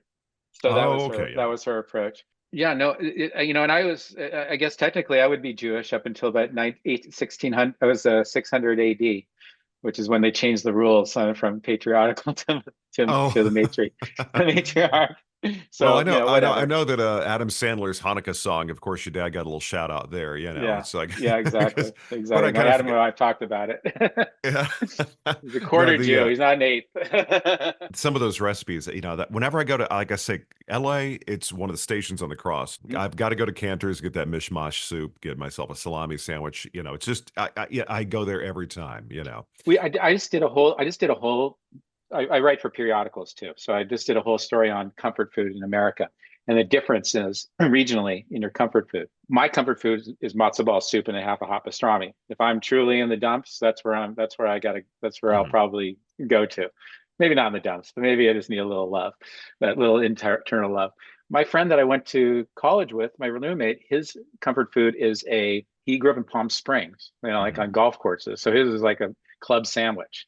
I find that just Oh, yeah. the weirdest thing, right? So I started delving into this more, and I was like, it's an interesting topic because comfort food is not what we thought it was. Definitely not what it was to my generation. It's not what it was to the generation just 10 years ago. And so I interviewed my son a little bit. I'm like, oh, so what are you guys eating? It's like, oh, what's your comfort food? He's like, pho. I'm like, interesting. Mhm. That wouldn't have been my answer, in the years. So then I started looking at studying this idea of how immigration is coming into the US now. And mind you, you saw probably in my bio that I work for the State Department, and I'm very interested in immigration and all these sort of Mhm. things. So, we have these cities, where we have brought in immigrants, basically created instant, repopulations in the cities in order to revitalize them. And what that's brought in is it's changed the comfort food for that region. Mhm. Immigration used to come in, or food used to be affected through the coastlines. It hit New York first, LA first, and or whatever, it would creep Yep, in. yep, yeah. So it's not that way anymore. You could have an incredible Vietnamese restaurant in some place in the middle of Michigan, a small town in Michigan, that wouldn't have existed, 20 years ago. So this idea of how comfort food is changing, it's not mashed potatoes and meatloaf anymore, for sure. Well, the It's Brits I depends on where you're interview going. that I've had the opportunity to sit down with, two things always come up: Indian food and spaghetti bolognese. Yeah, that seems to Yeah, be the two things that all the Brits like. Yeah, that's their comfort food. exactly, Well, hey, exactly. hey, there is maybe idea a restaurant of nothing but regional comfort foods. I don't know. I can tell I haven't had lunch yet because now I'm starting to get. You're getting me hungry. Now, the next question I got for you: if you're to sit down, talk story, you've got just a few hours. Sit down with three people, living or not. Who would you like to sit down and talk with over coffee? Just three people who you think would be a great kind of mix for an afternoon. Oh boy, I was thinking about this the other. I'd like Jim Harrison, the writer, probably would be one of them. Um, Jim Harrison, was he the one from Wyoming or Montana? Am I thinking of the right guy? Montana, yeah, Montana. He wrote not River Runs Through It. He wrote Legends of the Fall, I believe was his That's right. was his That's right. Yeah. book. Actually, going back to Anthony Bourdain, there was an episode where he was prominently featured, and that was very interesting. I didn't know that much about the guy. It was going back 10, 15, well, 15 years ago, I think. Yeah. It's such a difficult question. I think about this from time to time too, as far as the people that I'd really truly want there. Um, Eckhart Tolle maybe, but I Mhm. think he might, but I think he might just absorb the conversation too much. I think he might Yeah. hog the table. Yeah. Yeah. So Well, you got that's to be kind of the fun careful. of it, is how the folks at the table would interact with each other. Yeah. Yeah. Um, I think anybody that can talk about their craft in a way that you know I would love to have a conversation with musicians, writers. I grew up, at a time when there was, my parents would have writers at the tables, and there was, all the time, whether it be like a Joan Didion or a John Donne or, and these types of people. Jim Harrison, another example. Mhm. Conversations were just incredible. Um, Maybe Yeah. Jerry Garcia. I'd like to sort of, he was wonderfully coherent, in some ways. Nice to talk to. Well, you say growing up, you had a chance to Aldous have people at Huxley. the table. All the talks, yeah. Yeah. Oh, yeah. That would be a really that would be fascinating. Yeah. Do you have just kind of a quick side note? You mentioned the table, at home. Was there anybody that floated in your folks' ecosystem that you just, you really kind of drank up what the moments you had with them because they had something to share you enjoyed? No, I didn't really everybody was so sort of under the radar, and it wasn't about that. I think one of the wonderful things about the time that I came up was that there was still this sort of sharing of ideas and creativity. Musicians would go over to their musician's house and they would just play, Hmm. and there's something that happened in the around 73, 74, 75, where the economics and the money started to become such that the sharing of ideas halted. When I was growing up, we would go to these communes on weekends. They were supported by the record industry or the other labels or studios, basically, or a wealthy person, whoever knows Hmm. who owns these houses. But we'd go to them and they'd be full of people. I would be I only have pictures to support these things, but it'd be like Lou Reed and Nico and Peter Fonda and Tiny Tim and you name it. It could be across the board. Who would be Bob Dylan? Kind of like And what there were they call people. salons almost, if kind of like the Yeah, yeah, and yeah. they were sharing ideas. And then there was a halt to that. And I think the money dried up for that kind of sharing. But I still grew up seeing that happen. Seeing that incubator of creativity within the neighborhoods. There was a band called Little Feat. Oh yeah, yeah, Um, yeah. The yeah, Louis my from parents. Louisiana, aren't they? They're not from Louisiana. They sound like it. Oh, okay, okay. They're from Los Angeles, but they had that Oh, really? Oh, partly. okay. They partly had that a little bit. They had those horns, but they also had a little bit of that sort of Bakersfield country sound that was affecting the canyons as well at that time. And we would go over. They had a great guitar player named Lowell George, who was the guy who was resurrecting really slide guitar. He's the one who, from what I understand, was the one who taught Bonnie Raitt how to play, originally. and was really inspirational in bringing this sort of back. And I'd go over there and watch these guys play in garages and not really understanding who I was watching or what I was watching, and go over next door and watch Jackson Browne pick it with, some songwriters, in one of these boat houses that was next to our houses, these stilt houses. But it was just everywhere, it was literally everywhere. And the Hollywood Hills were not as populated as there now. There was one house for every three houses. Mhm. So, there wasn't as much noise up there either in some ways, unless you want to say that there was always a guitar playing in the background, you know. Later in life, I would have this wonderful reintroduction to hearing music in the distance. So I grew up with hearing it like in the canyons, right? Somebody would be practicing. Later in life, I went to go, and I was actually the third person to work for Bill Graham up in San Francisco. But when I went up there, I went to go work for Bill Graham in his the VIP and security type things. And so I was around a lot of music, and I was living in Mill Valley, and there was a place called the Sweetwater right down there. And Carlos Santana also lived in that same canyon, and he would practice every afternoon. He would just open up his doors and you'd hear Carlos playing. Really? Yeah, yeah, it's pretty cool. So I don't know if it lasted forever, but it was time when I was there. The Sweetwater would every once in a while was impromptu drop-ins. And so you would hear music coming from the Sweetwater, and you'd hear tune-ups, and you'd like, oh, I know that one. Really? I know, I kind of get it. And I saw Johnny Lee Hooker, Carlos Santana, and Jerry Garcia play there one day in the afternoon. I saw Elvis Costello play with Jerry Garcia one afternoon there. I saw just impromptu, Grace Slick do a sort of mini airplane sort of thing in the afternoon. Just, these kind of things. But it was hearing the clues and hearing the music fill the atmosphere and hear it fill that little valley was very reminiscent of what it felt like to hear the valley filled in the 60s and 70s in Laurel Canyon and in the Hollywood Hills in that area. I And mean, it was were very you nostalgic for cognizant? me. I mean, were you cognizant at that time? Okay, were you aware like this is kind of a unique, special thing I'm able to enjoy, or was it only through No, I perspective rarely. and time? Yeah, it's perspective and timing. Who does? I mean, I would like to know somebody. Maybe you have to be truly present. Maybe the Dalai Lama could do that. I don't know. Yeah. But I mean, folks, unfortunately for me, I'm a person who doesn't celebrate my successes and my things. I'm more interested in the next thing. So maybe there's part of that, but also, yeah, much more in retrospect. And I'm talking about years later, do I get to truly find enjoyment and some connection there? Yeah, and that's usually when I start telling my kids stories, like when I worked at ABC Radio, and I'd always have coffee in the morning with Jerry Mathers. We were trying to develop a syndicated show for him. I'm sitting there with him and Alice Cooper and a guy named Lee Abrams who kind of created album Yeah, rock.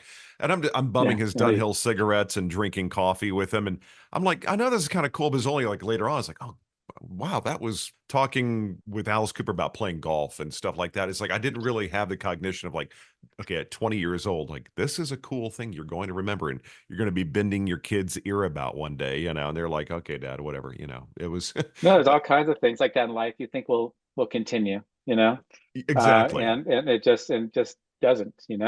Well, that actually kind of brings me to my next question of the seven, which is if you're going to be living on an island that you want to be on, it's a wonderful exotic island.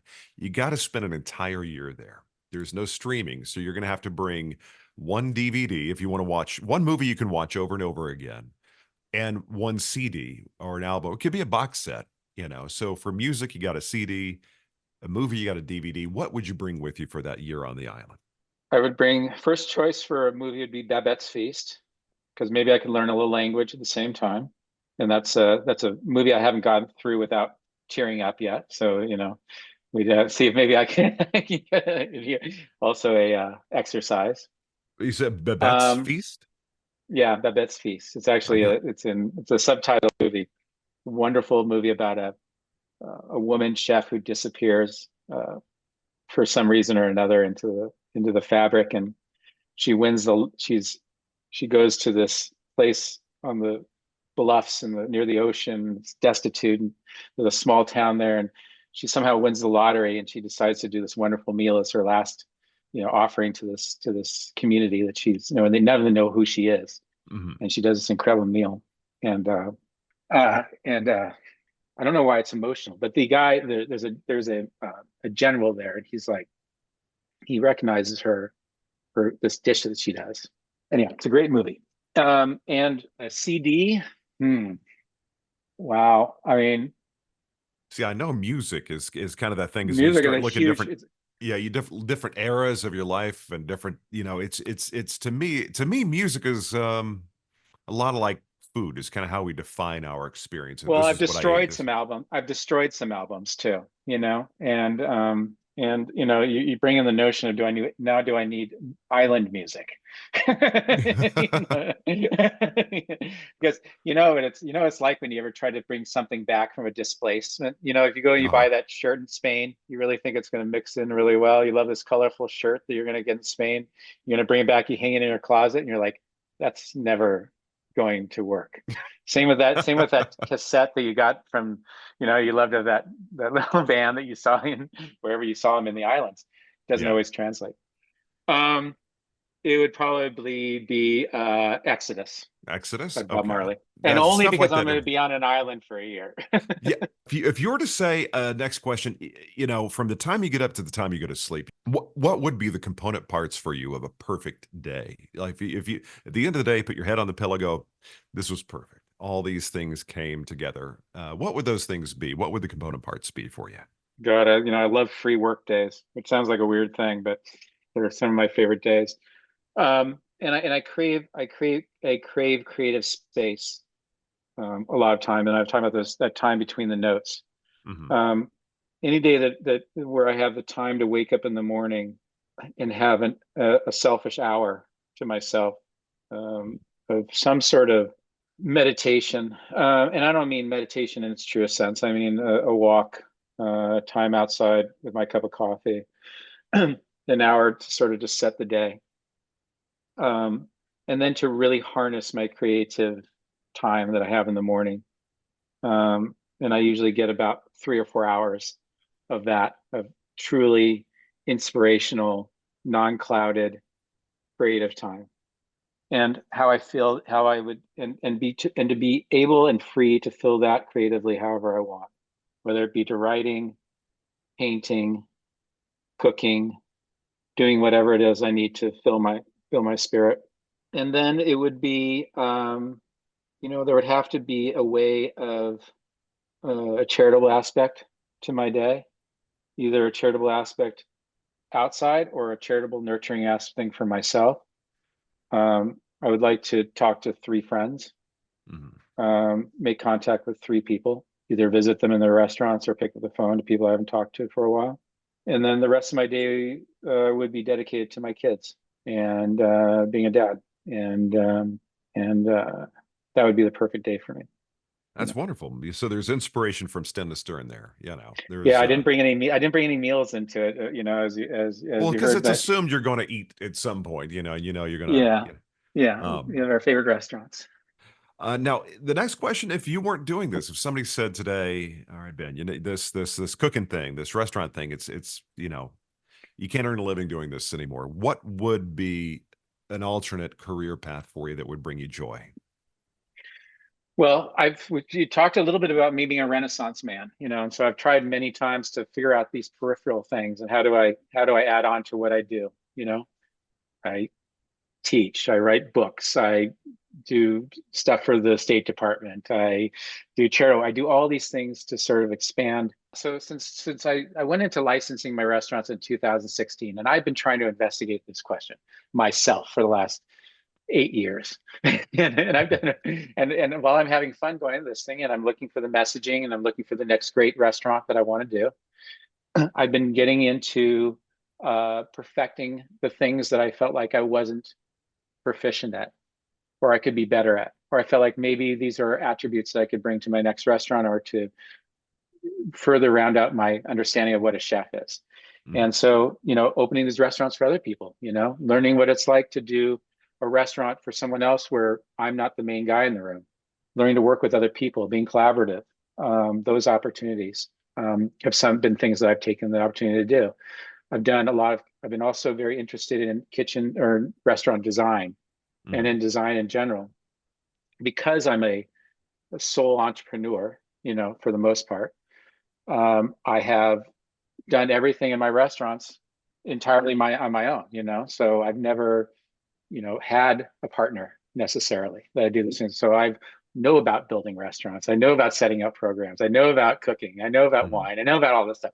So consulting was in bringing what my knowledge is to other people was a big part of what I was doing, but also learning. I've been working with construction guys and architects more lately, and I'm doing more design type work because I was seeing a niche. I was seeing a break in that system.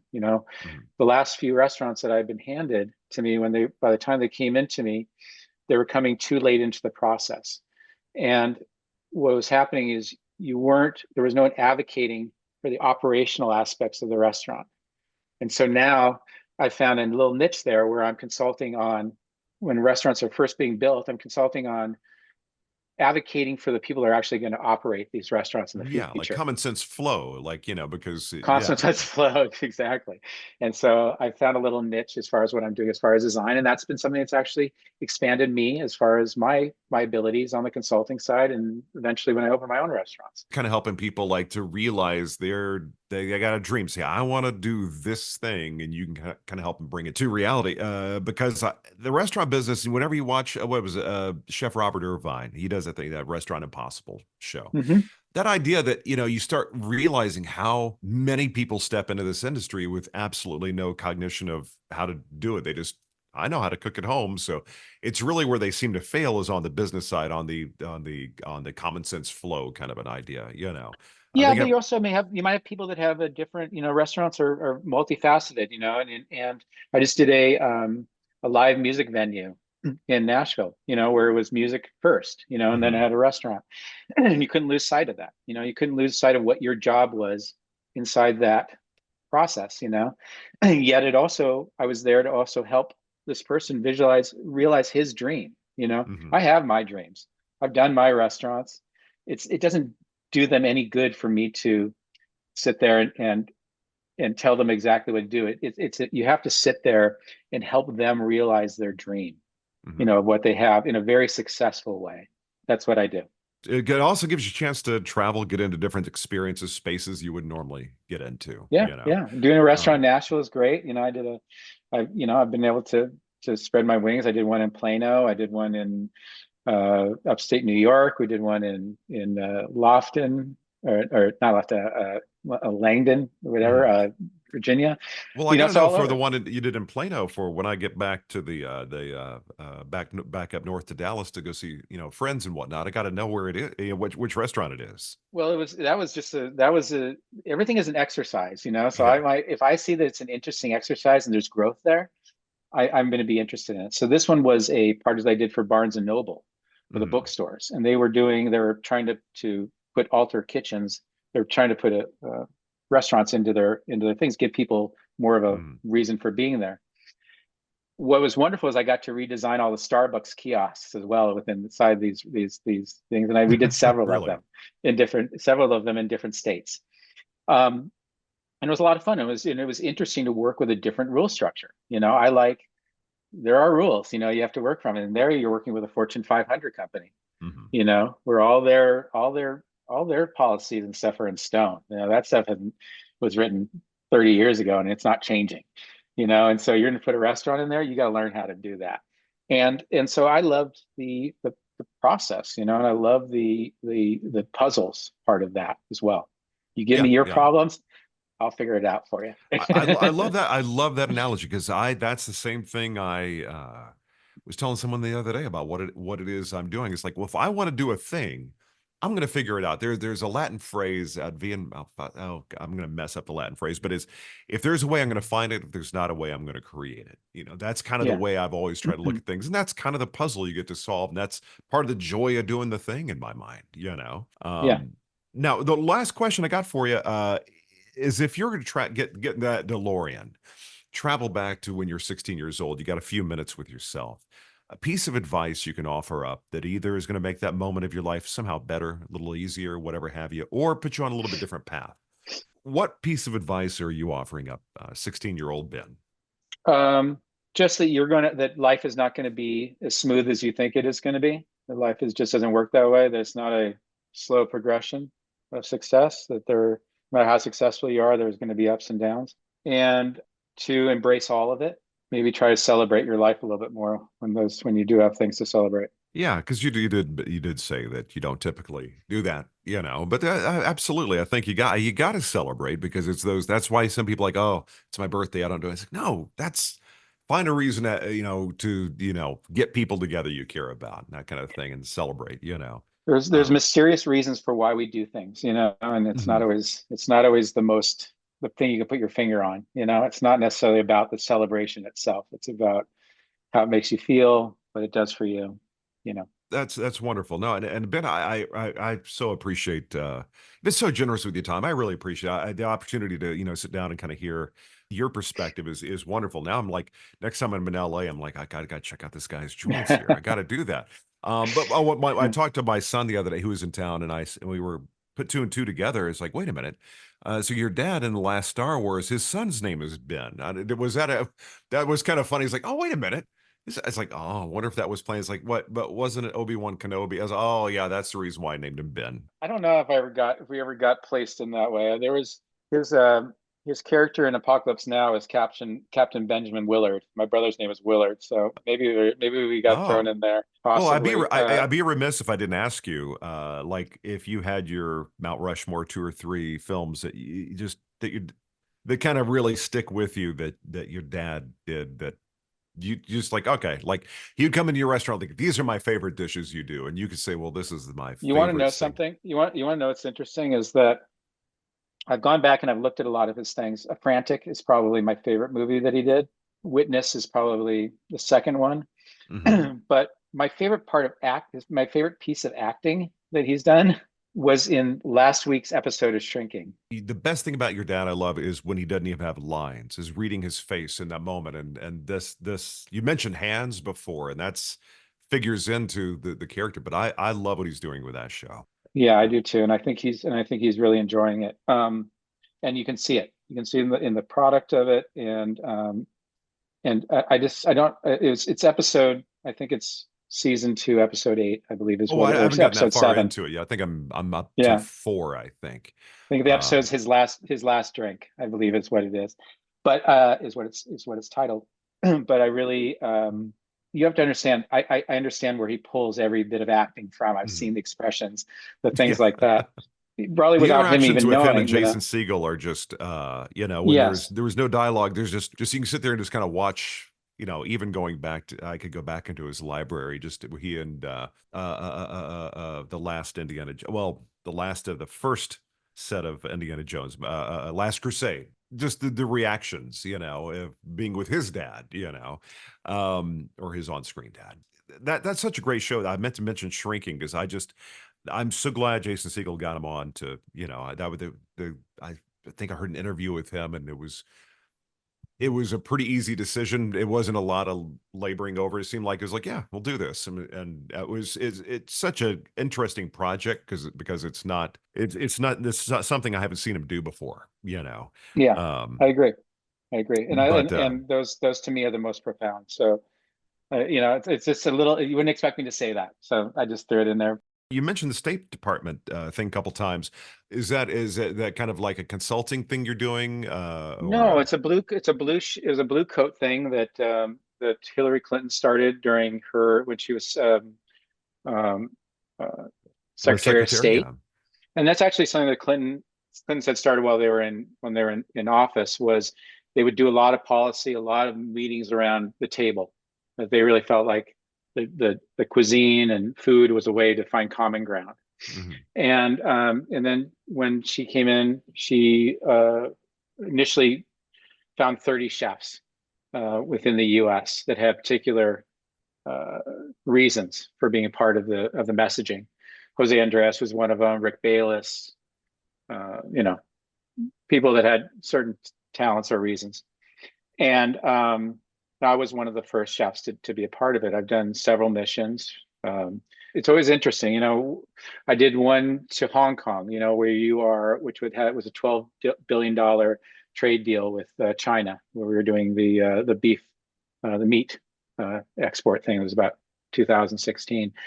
I did prison reform in Georgia, where I was going there and do vocational training inside of prisons because the U.S. was giving money to Georgia. I did, done assignments in Turkey, Israel, Canada, Uruguay. And it's always different. It's just been, I never served my country. I didn't have a way of I'm not very patriotic, at least on the most rah-rah way. But it was a way for me to really contribute, and I really felt great about what we were doing, and I think we achieved a lot of great things, And I got to cook for some really interesting people. I got to do the last thing I did was I just cooked at the World Expo in Dubai, and I did that seems like an exciting place. And I know like Gordon Ramsay, I think, is already kind of plugged in out there. I think like they've got, that seems to be like everybody was going to Vegas at some point in time. Now it's like Dubai, isn't it? Like a lot of chefs are setting up. A lot of Dubai stuff, it's a lot of licensing type stuff too. That's another sort of change in the industry, that you'll see. Well, that's cool. You don't think the State Department, because I know, like, I spoke with Andrew Zimmer, and he's doing something like with the United Nations, and it's food is to me, it's because it's universal. It seems like a very specific but easy way to reach people because everybody's got to have meals. Everybody's got their culture built around eating to some degree. Yeah. I loved the work. Loved the work. I felt like it was just. I was opening my eyes to so many different things. And it was interesting because I would go there with one agenda for the State Department, and they always gave me the room to also do other work while I was there. So when we were in the Republic of Georgia, they have broken farm systems. And so I worked with farmers and culinary schools in order to sort of bring that Japanese way of engaging farmers and chefs and trying to make them aware of that notion. In Hong Kong, it was more of the homeless that I was looking for. Oh God, Hong Kong is. Let me tell you, my grandfather used to do a lot of like every year, 6 months to a year, he had business. They were importing. This is going back to the 70s, but I always wanted to go to Hong Kong. Like in its heyday, seems like just a magical place to go to. Yeah, I think I was personally responsible for the consulate general getting called into the Chinese government 3 or 4 times during my visit. So, well, sorry. as long as you can stir up some good trouble, that's wonderful. It's always good trouble. Now, one last question: do you have any projects coming up? Any cookbooks? Anything as you're kind of going through this kind of little, as you're going through your kind of contemplating what's next? No, I think I've hinted at some of the projects that I'm looking at doing, and I think that restaurant that encompasses this area, this region that I was talking about, is a restaurant that I really do want to do.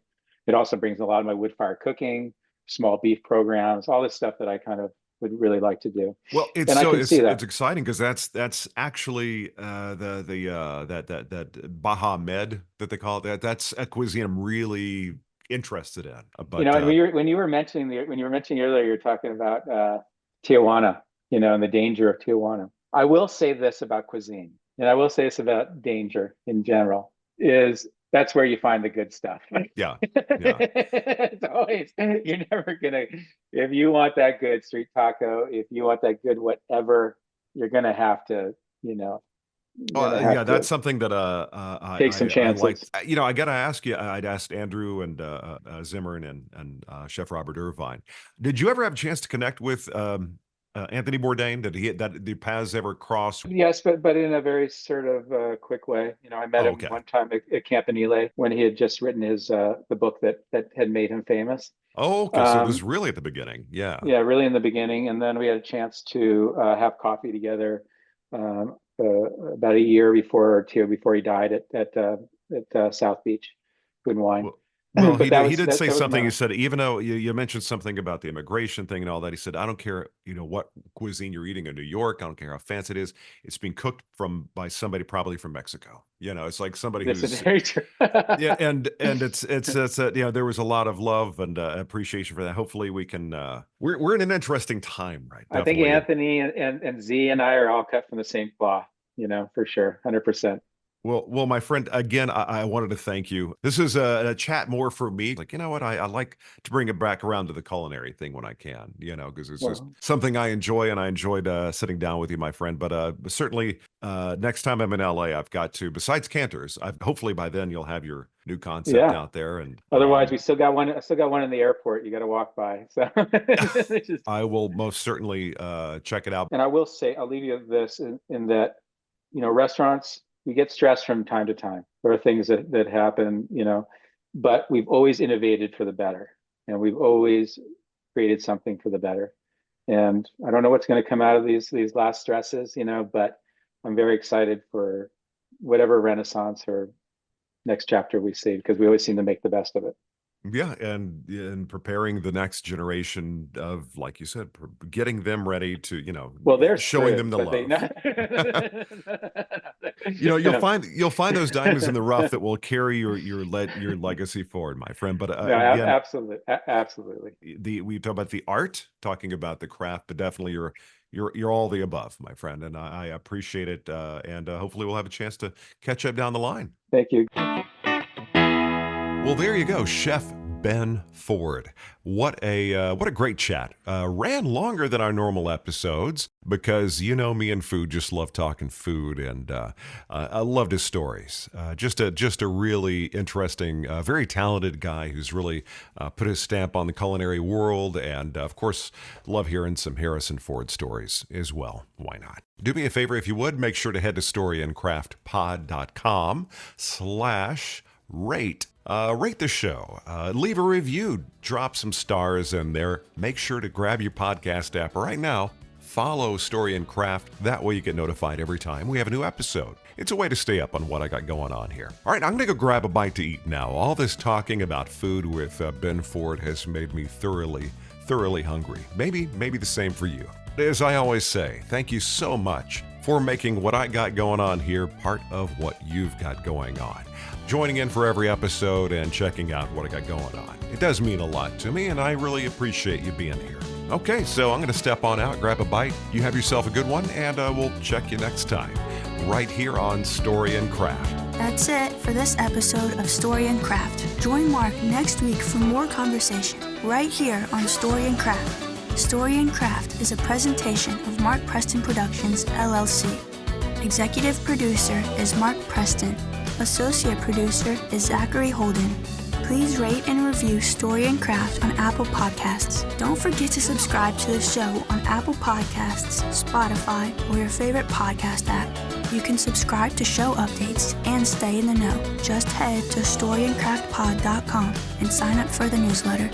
I'm Emma Dillon. See you next time, and remember, keep telling your story.